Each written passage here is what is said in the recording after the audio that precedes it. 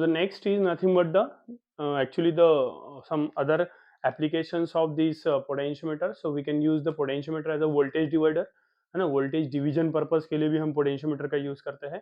Potentiometer we can use it as a what you can say sensor as well, है ना, sensor करके भी उसका यूज करते हैं, राइट. सो ऐसे कुछ एप्लीकेशन है. और इसके साथ साथ हम हमारे सिलेबस में मूविंग कॉइल गैल्वेनोमीटर भी है ना. What this moving coil galvanometer stage, अब मैं उसकी डायग्राम यहाँ पे नहीं ड्रॉ किया, आप लोग उसको देख सकते हैं किताब से. मैं ब्रीफली उसके बारे में उसका ऑपरेशन बता देता हूँ कि मूविंग कॉइल गैल्वेनोमीटर इसको हम as an ammeter as an voltmeter दोनों करके यूज कर सकते हैं by making some modification. But before that what is galvanometer के if you observe the circuit, तो एक हॉर्स शू मैग्नेट्स रहते हैं, दो हॉर्स शू मैग्नेट्स हैं नॉर्थ साउथ पोल, उसके बीच में एक रेक्टेंगुलर कॉइल होगी और उस रेक्टेंगुलर कॉइल के साथ एक पॉइंटर, मासलेस पॉइंटर कनेक्टेड रहता है, राइट. जैसे ही इस गैल्वेनोमीटर में से करंट फ्लो होगा, मतलब वो करंट कहाँ से फ्लो होगा, उस कॉइल में से फ्लो होगा. उस कॉइल में से करंट के फ्लो होने की वजह से क्या होगा, there will be an induction of EMF. EMF का जनरेशन होगा और ईएमएफ इलेक्ट्रोमोटिव फोर्स है, इलेक्ट्रोमैग्नेटिक फोर्स जिसको हम कहते हैं, राइट. उस इलेक्ट्रोमैग्नेटिक फोर्स के कारण, राइट, उस इलेक्ट्रोमैग्नेटिक फोर्स के कारण क्या होगा, फोर्स है, तो फोर्स के एप्लीकेशन की वजह से there will be displacement, angular displacement of the pointer, मतलब कॉइल डिस्प्लेस होगी actually, angular displacement of coil will be taken place. और कॉइल के साथ पॉइंटर कनेक्टेड है तो पॉइंटर भी डिफ्लेक्ट होगा, है ना. तो वहां से हम फाइंड आउट कर सकते हैं कि कितना मेजरमेंट है करके, कितनी एक्चुअल वैल्यू हमें मिल देता है गैल्वेनोमीटर. तो कुछ इस तरीके से ये गैल्वेनोमीटर को हम यूज करते हैं, राइट. तो कॉइल डिफ्लेक्ट होती है, वो रेक्टेंगुलर कॉइल डिफ्लेक्शन होने की वजह से पॉइंटर डिफ्लेक्ट होगा and the galvanometer shows the reading, right. इसी गैल्वेनोमीटर को हम as an ammeter as well as voltmeter करके यूज कर सकते हैं, है ना. एमीटर क्या होता है, ammeter is a device which is use to measure the current, है ना. And practically sorry ideally the resistance of the ammeter should be negligible, है ना. रेजिस्टेंस कम से कम होना चाहिए, रेजिस्टेंस कम से कम रहेगा तभी वो मैक्सिमम वैल्यू ऑफ करंट उसमें से फ्लो होके मेजर कर सकता है.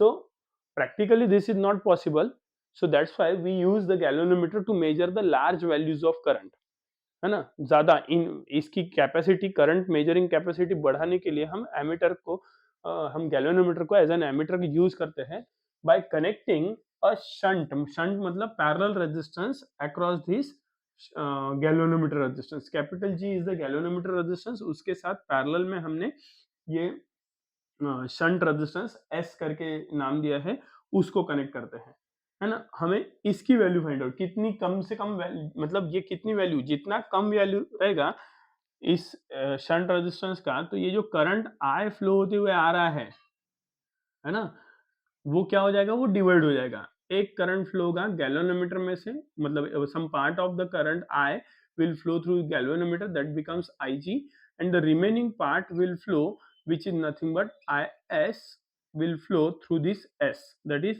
shunt resistance. shunt का मतलब होता है पैरेलल, है ना. अब ये गैल्वेनोमीटर रेजिस्टेंस और shunt resistance, they are connected in parallel with each other at this position, इस पोजीशन पे कनेक्टेड है. मतलब पैरेलल होने की वजह से इनके अक्रॉस का वोल्टेज ड्रॉप कैसा रहेगा, सेम रहेगा. मतलब voltage drop across galvanometer is Vg, which is equals to the voltage drop across this shunt resistance, that is Vs, है ना. Vs हो जाएगा. तो अगर हमने ये कंसेप्ट का यूज करते हुए हमें S की वैल्यू फाइंड आउट करनी है, so therefore as G and S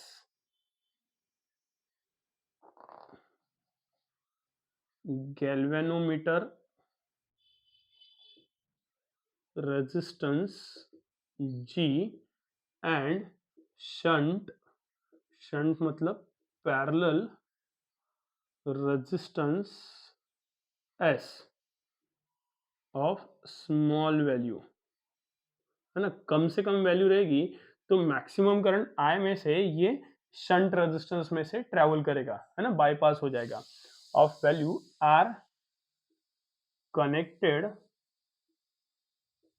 in parallel with each other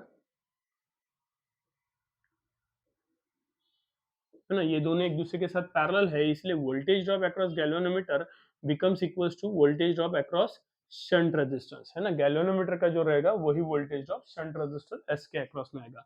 तो वीजी क्या हो जाएगा, उसमें से जो करंट फ्लो रहा है वो है आईजी, उसका resistance is G according to Ohm's law, voltage is equals to I into R. और ये क्या हो जाएगा, this is I S into S. Let us say this I S is equal to, अगर आई जी ये current galvanometer में से flow रहा है तो आई में से आई जी माइनस हो रहा है, तो आई एस की वैल्यू क्या हो जाएगी, I minus I G it is. ये वाली वैल्यू अगर हमने यहाँ पे रख दी तो this becomes I G into G is equal to I minus I G into S it is. और हमें क्या चाहिए, हमें शंट रेजिस्टेंस की वैल्यू चाहिए। तो शंट रेजिस्टेंस की वैल्यू क्या हो जाएगी, एस इज इक्वल टू, ये ब्रैकेट डिनोमिनेटर में चला जाएगा, राइट। तो it becomes I upon I minus I G into this G. तो ये एस की वैल्यू आ गई हमारे पास, मतलब S is equal to I upon I minus I G into G. इतने वैल्यू का शंट रेजिस्टेंस हमें कनेक्ट करना पड़ेगा गैल्वेनोमीटर के साथ पैरेलल में, so that we can use this galvanometer as an emitter to measure the current, right. Say for example, if the current which is flowing through the circuit, that is I, if it is n times Ig, n times Ig मतलब क्या, तो if it is 2 times Ig, 3 times Ig, 1.5 times Ig, 3.7 times Ig, ऐसा कुछ है, तो उस समय में हमें S की वैल्यू क्या रहेगी हमारे पास। So if I is equals to n times Ig, then from equation one में ये वैल्यू पुट अप करेंगे, I is equal to n times I G. तो एस की वैल्यू क्या हो जाएगी, S is equal to I is, sorry this is I G, है ना, आई जी है, राइट। तो it becomes I G upon n times I G minus I G into G, right. तो ये आई जी डिनोमिनेटर में से कॉमन निकलेगा, तो S is equal to I G upon I G बाहर निकल गया कॉमन होने की वजह से, ब्रैकेट में क्या बचेगा, एन माइनस आई जी में से आई जी कॉमन निकल गया, 1 इंटू कैपिटल जी। ये आई जी कैंसिल हो गए, तो एस की वैल्यू क्या हो गई, जी अपॉन एन माइनस 1। लेकिन ये इस कंडीशन के लिए रहेगा, है ना, this is nothing but G upon N minus 1, मतलब S is equal to G upon galvanometer resistance divided by number, ये एन कोई भी नंबर हो सकता है, राइट। एन माइनस 1 ये तभी रहेगा जब I is equal to n times I G रहेगा, है ना। This is one of the equations, right. Second condition हम यहाँ पे देखेंगे कि सेम यही इक्वेशन हम यहाँ पे भी यूज करेंगे कि अगर आई एस ये करंट इसमें से फ्लो रहा है तो आई जी की वैल्यू क्या हो जाएगी फिर उस केस में, I G is equal to I minus I S हो जाएगा ये, है ना। अगर आई एस ये करंट इधर से जा रहा है तो आई जी क्या हो जाएगा, आई माइनस आई एस। इसी इक्वेशन में पुट अप करेंगे, so as G and S are parallel, तो V G is equal to V S, V G is I G into G is equal to S into I S, ठीक। तो आई जी की value अभी हम आई minus I S रखेंगे, तो if it is I minus I S times G is equal to S into I S, है ना। जी को मल्टीप्लाई कर देते हैं, आई एस वाली टर्म पास में लेके जाते हैं, तो it becomes G into I minus G into I S is equal to S into I S, right. ये minus G into I S उधर भेज देते हैं, तो ये बचेगा क्या, G into I is equal to, ये आई एस कॉमन निकल जाएगा, तो I S times S plus G हो जाएगा, है ना। और आई एस बाय आई ये रेशियो अगर हम लेते हैं या आई बाय आई एस ये रेशियो लेते हैं, तो आई bye I S is equal to, ये आई एस को इधर लेके आए, जी इधर चला जाएगा, it becomes S plus G upon G, और